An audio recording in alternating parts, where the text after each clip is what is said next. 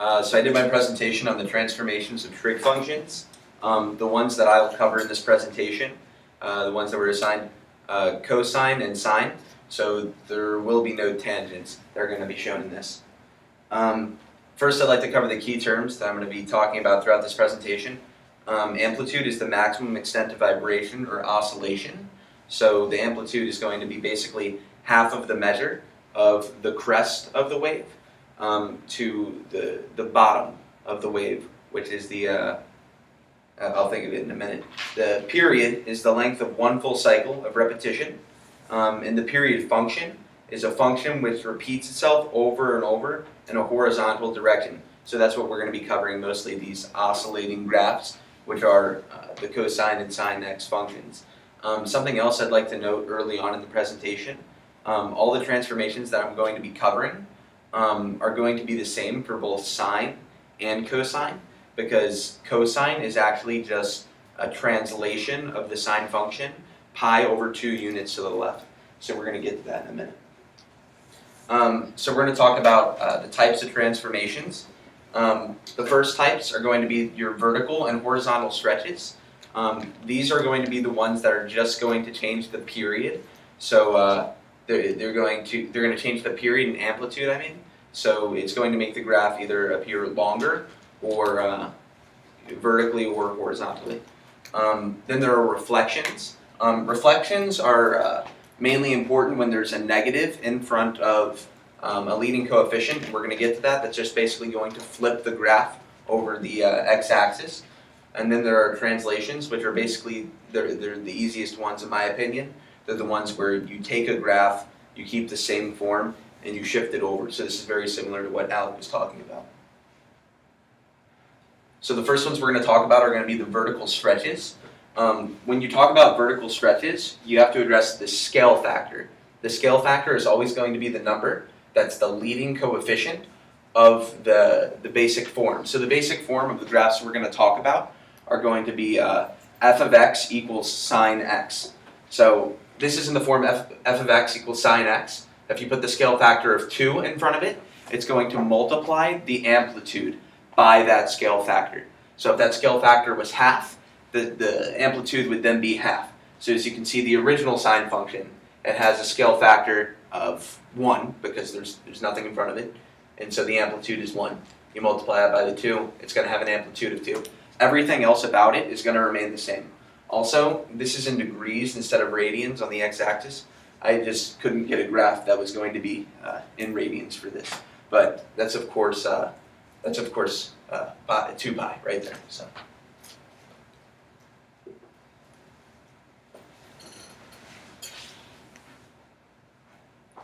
The other thing I wanted to address with this, I shouldn't have gone to the next slide. The other thing I wanted to address, these could also end up compressing the graph. It could become a vertical compression. And the way that would work is if this was a fraction, as I said earlier, if this was 1/2, this would not be stretched like it looks like for this. It would actually be lower, of course, so the amplitude would be at half, and that would actually end up making it look like someone sat on the graph. It would be compressed. The reflections occur when there's a negative leading coefficient in front of the parent function. So it's graphed with the same period and amplitude. That's how it's going to be the same period and amplitude of the y equals 2 sine x, except it's basically just an upside down version of it. And so I don't show the parent function here. All I show is y equals negative sine x and y equals negative 2 sine x. So I wanted to go back and forth and wanted to show that, look, if you see the first part of the oscillation, it's underneath, and in this one, they're both over the graph, and that's because it's negative, of course. So the next thing we're going to talk about is the horizontal stretches. I don't know if you can see this too well.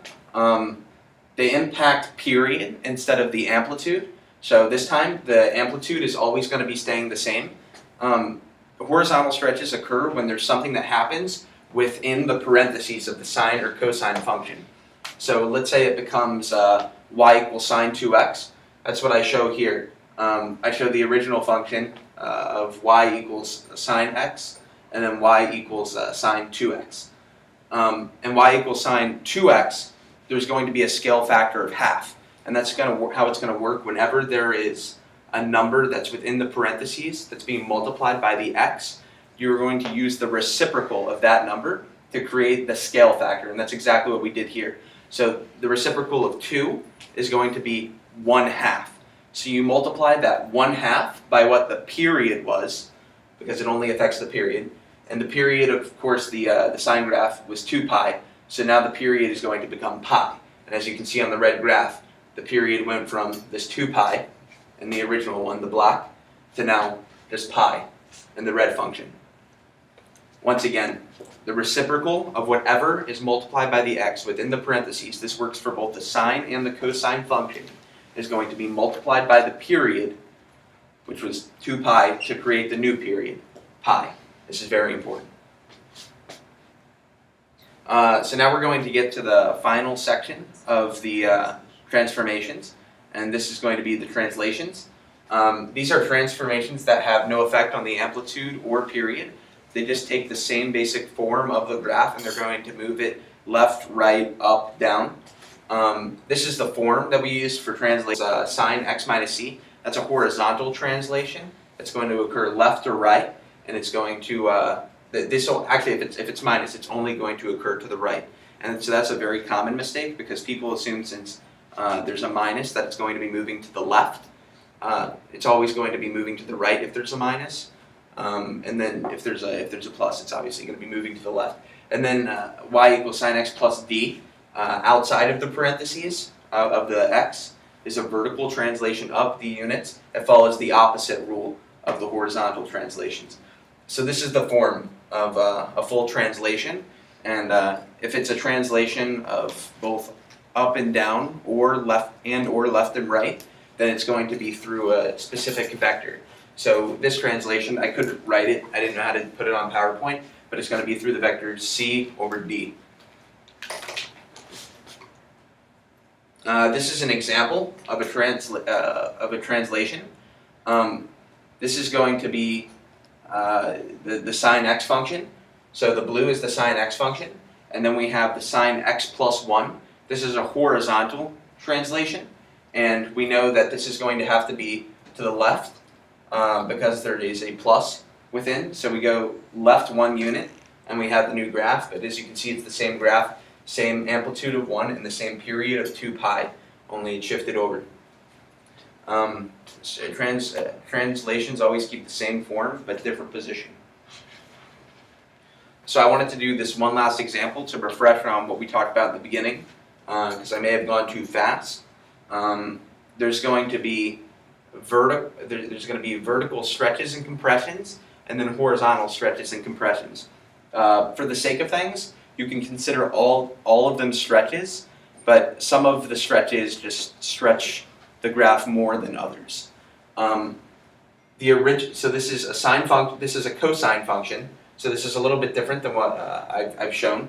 And the normal period is going to be the same thing as the sine function, 2 pi, and adding half x, the reciprocal, is going to be 2. So you multiply the period by 2, and it's going to create a new period of 4 pi. And with the cosine function, the interesting thing is you don't start from the same spot that you do from the sine function, which would be about right here. You actually start from the top of the wave. And then for the amplitude, which would also normally be 1, you look at the first number, the 4, and that is going to be multiplied by what would have been there, the 1, and that creates the new amplitude of 4. So the final review. This is the basic form for any transformation that you'd like to apply to the sine or the cosine functions. The A is going to stretch or squeeze the graph. I call it a compression. It squeezes it up, it stretches it up and down for the vertical stretches. B stretches and squeezes the graph left and right.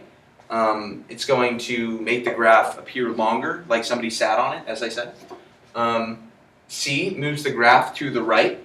That's only when that's a minus. If it's a plus, then it's going to be moving the graph to the left, so we can't get that mixed up. And D moves the graph up and down by a number. Flips aren't as relevant to these graphs when you're referring to the B. And that's because when it's within the parentheses, these are oscillating, repeating graphs. So if you flip a graph over the y-axis, it's really just going to look about the same, especially when you're freehand drawing it.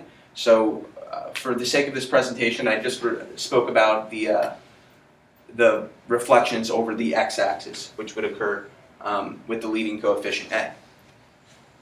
And so this is my quiz. Thank you.